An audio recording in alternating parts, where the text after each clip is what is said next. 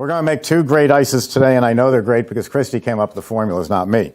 But here's a combination that I haven't seen before of orange, pineapple, Italian ice. And I'm going to show you how easy this is to do. It takes longer to freeze because it doesn't have dairy. It has sugar, lots of sugar. So a high sugar content, longer freeze time. Lower sugar content, shorter freeze time. So let me get my ingredients. I've got my 2 pounds. I got my 2 pounds of sugar. And I'm going to use 2 quarts of orange juice. There's Christi. She likes the Simply Orange, so I will go with that. And the pineapple. And I need 2 quarts of pineapple juice, so I'll bring this one along too. There's not even any water in this. It's all flavor. So I'm just going to mix this up in a bucket. And let's see, I've got the 2 pounds of sugar. I want 2 quarts of orange juice. This is one of the people showed 50, up. This is no water. This is 52. So help me with this. 1.5. 1.5. Thank you. Okay. You sure about that? So that's 1.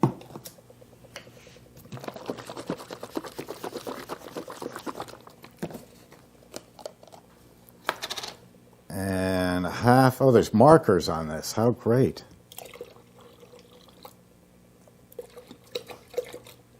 Oh, come on. More. I'm getting there. I don't want to go over like the last guy did. Okay. The last guy. There's a lineup of makers here. Okay, pineapple juice. This is 46 fluid ounces, 1 quart 14. It's almost 16 ounces a quart, so it's almost 2 quarts. How much did recipe call for? 2 quarts. So I'm going to use this and a little more. Right. Don't shortchange it. No, definitely not.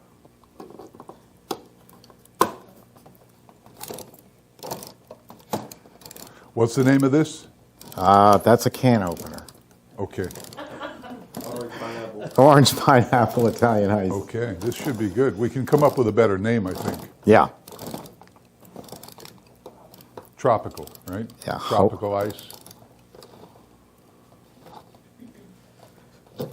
And you know what you could add to this? Rum. You could add some, Yes, right, exactly. rum. Or Yes. you could add some coconut. Rum. Pieces of coconut in there. Yeah, that would be good too. Got a bag of coconut? I don't. Well, I do, but it's probably older than me. Coconut won't go bad. Where is it? On the shelf over there? I'm going to leave it out. I know. I don't trust it. Cement shoes. My wife also. So Oh, I'm no, going to no, put no. This in, is how we're I've gonna got keep 1 it. quart, and I just need 2 ounces. You like that? I'm getting like Jeff. I used to measure everything. I'm going to stir that up. Look, he's left the gate open. Close Wait a it. minute. Did you add this one? I didn't use it. This is, You only need 2 ounces of this? oh, no. You're right. I need the whole thing, don't I? The whole thing plus 2 ounces. Right, And a little bit of the other one. Right. right.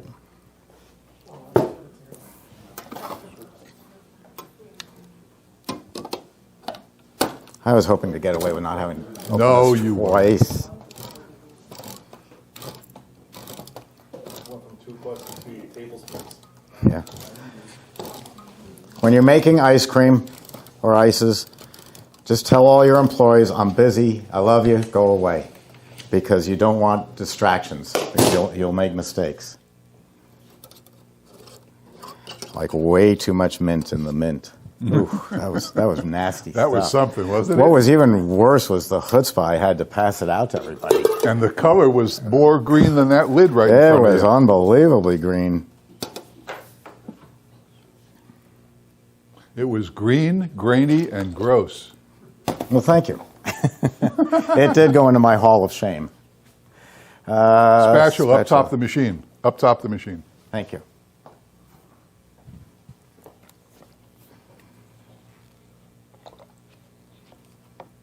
What he's doing is diluting the sugar into the mixture so we can pour it all in at once. Yes? So if you're experimenting with flavors, what size batch would you suggest using so you don't waste? Well, I thought about that a long time, so I came up with a way to create a batch on the countertop and refine it, record it, and know that it's ready.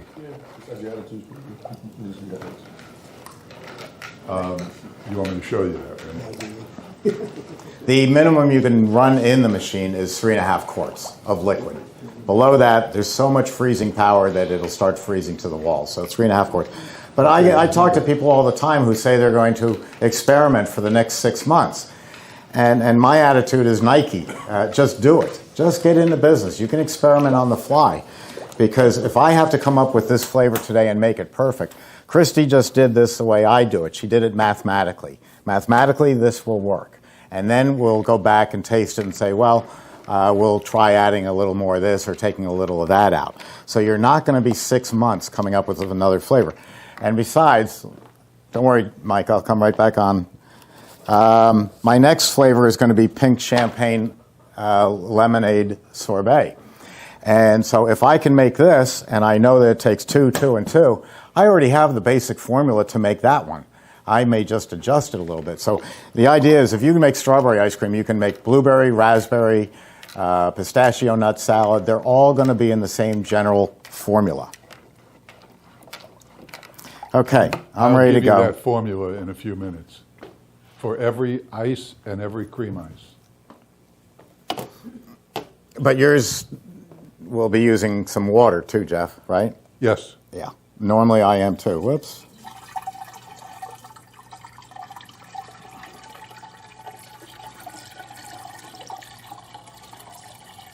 Can I see this? I'm going to leave a little out for expediency because we're always on a time crunch. Okay, I'm going to hit the touch screen. It says make ice cream.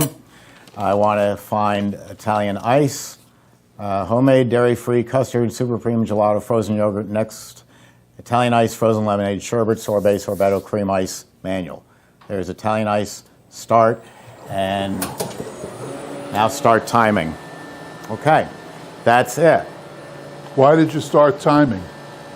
Because I want a general idea of how long it's going to take. But also the machine's doing it too. It's got a timer on. I've been 14 seconds. I can always go over and look. Jeff likes to put his, remember, the basic premise that I said Jeff is always wrong. But then I end up 5 years later agreeing with him 100%. So it just takes time. He likes to use the machine to mix it.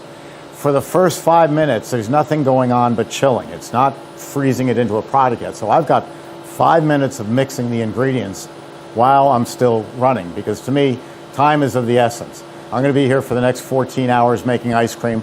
I don't want to waste 5 minutes of that time just kind of standing around letting it mix. I know it's mixing right now, and it's not affecting the flavor. And then at some point in time, it's going to get down to a certain temperature, it's going to pop like that, and now it's a frozen dessert. And then we're just going to take it down a little further. Questions so far? Actually, to just clarify what he said, because I was confused too. He spent time mixing it here, right? So it's the same difference. Here's where Steve and I differ a little bit, and he probably knows better than I do because he makes the machines. I add whatever liquid into the machine, then I just pour the sugar into the machine as it's turning. And in my mind, that's the best mixer money can buy. It's turning the sugar into whatever the it's dissolving the sugar pretty much instantly. Now, of course, as the maker of the machine, he'll tell you that putting the sugar in the machine, hang on, I'll give you your due. Putting the sugar in the machine will create an abrasion situation and wear out the blades. That's right. Now, I got to tell you, it's a question of, do you want the blades to last 40 years or 38 years? That's the problem. It's more like 6 or 5 for these two pieces of plastic. So yeah, you will cut life off of them. It used to be more critical. Jeff's, In the old machines. Again, Jeff's not wrong. He's just not right. We used to have we had a stainless steel blade with a thin plastic line, and that thin plastic line could wear out very quickly if you're dumping sugar in 16 hours a day, 7 days a week. These are much larger. They're pushed out by springs. These straps here are just to hold it in place. But these are going to last you 6 years. So if you're doing Jeff's method, maybe you knock a year off of that. And they're not very expensive. Now, just So- I hate to interrupt, but They just both from work. a quick taste, I would add a little sugar. Yeah? You taste it. Tell me what you think. Okay. I didn't burn my taste buds out in college. Well, I would add a little sugar, and it's probably because there's.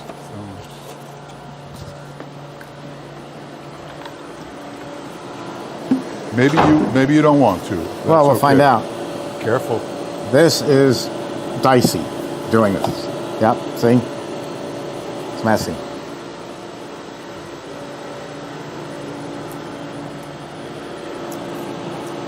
No, I like it the way it is. Okay. I don't want to overpower it with sugar. Good enough.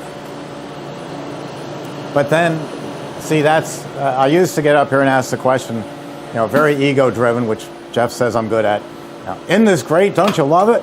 And I wasn't getting any information back. Now I will ask you, at least on my flavors, not his, what would you do different? What's wrong with it? Or not what's wrong with it, but how would you improve it? We did that. Yeah, I know, you learned from me. Right. But that gives you good feedback. I get good feedback from this class, and then the next time I do this, I'll keep that in mind. But I know Jeff's ice creams are a lot sweeter than mine are. And that's what makes this whole business. Everybody, as Jeff said, I can give you mathematical formulas all day long, but you're still going to change it to your personal taste, whatever you decide you like. Any questions? All right, questions? everybody's gone silent. Yes. As a non-food service guy coming into this industry, is this enough equipment for Florida to be a commercial kitchen for ice cream making? Is this sufficient for a commercial kitchen? It depends on your state. California is absolutely brutal. Maryland is very tough. I wouldn't even open in San Diego.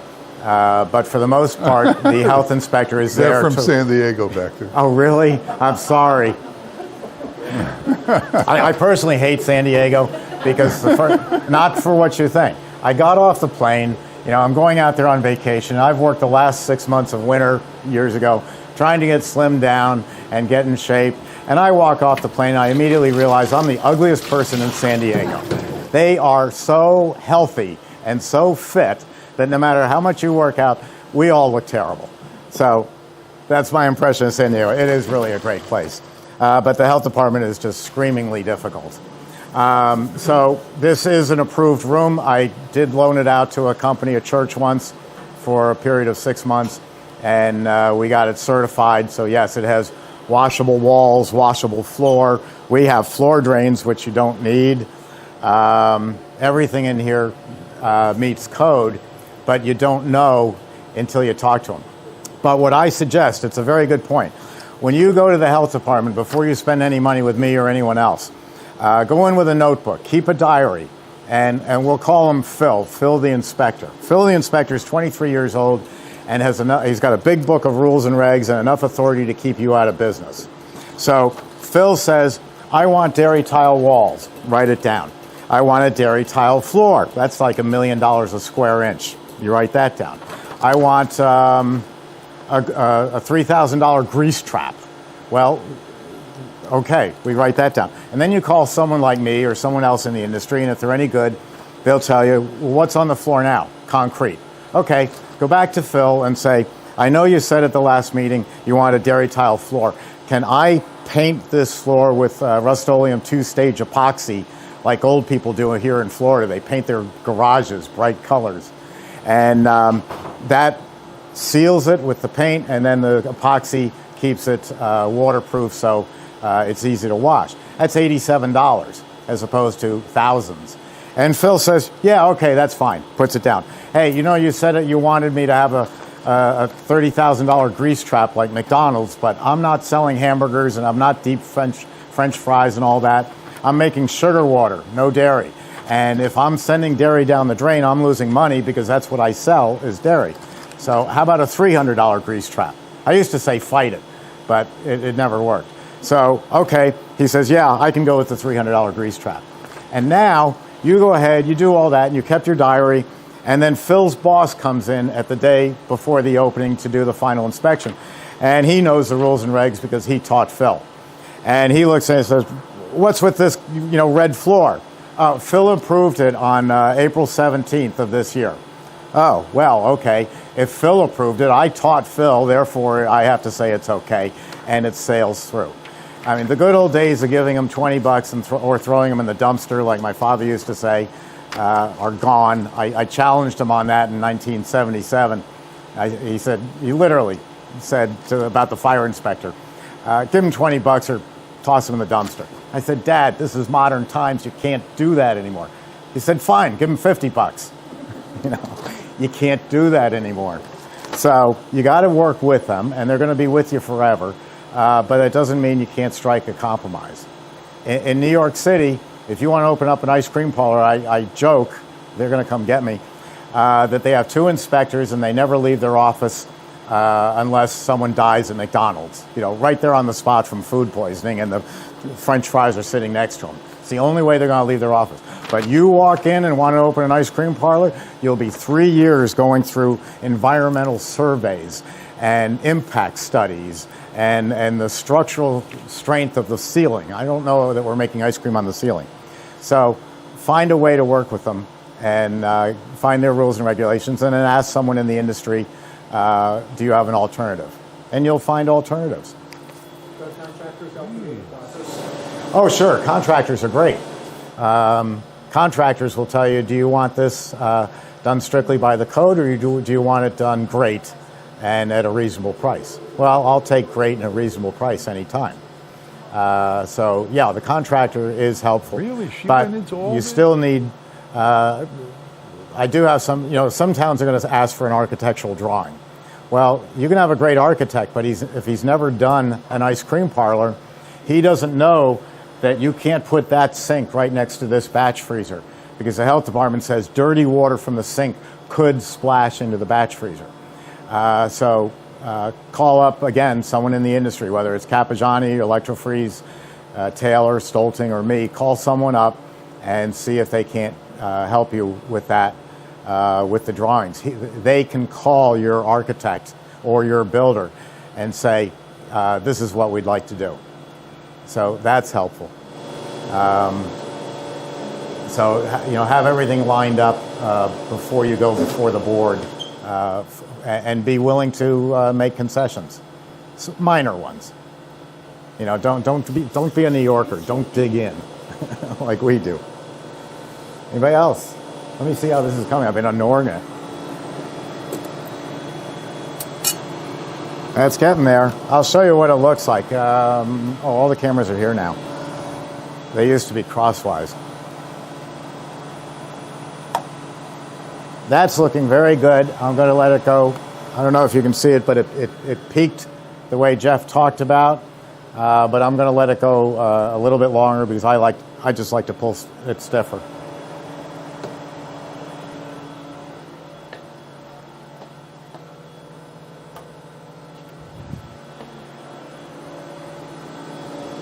Now remember, Jeff said it needed more sugar, so that's one thing I'm going to be looking for is the reaction.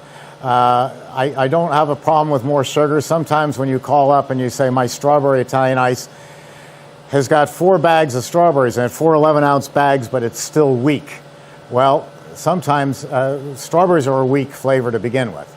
And sometimes adding more strawberries won't help it, but adding a little more sugar will make the flavor enhance. It will, help it pop. So it's not always the flavor. It might be changing the mixture a bit.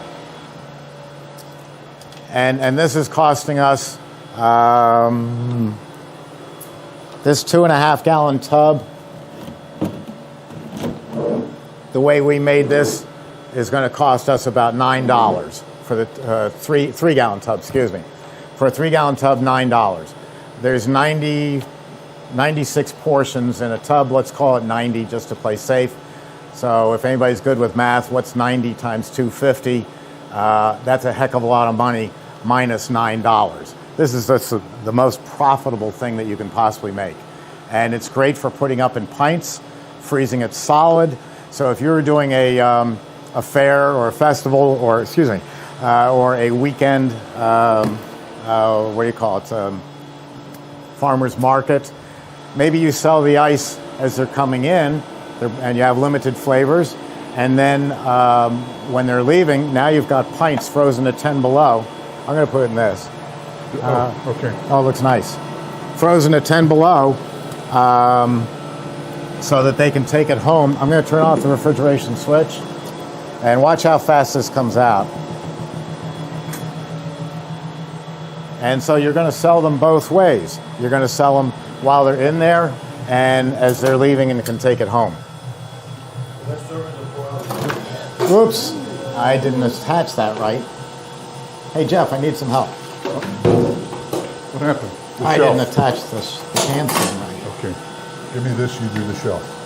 No, you gotta get under here. Okay. Hey. Gotta get what? Get under here. Thank you, sir. Why don't you close the gate? I think I saw this on the loose. We'll finish. Okay, I got you. I read you. This we don't need How long do I have to do this? until I take it. Thank you.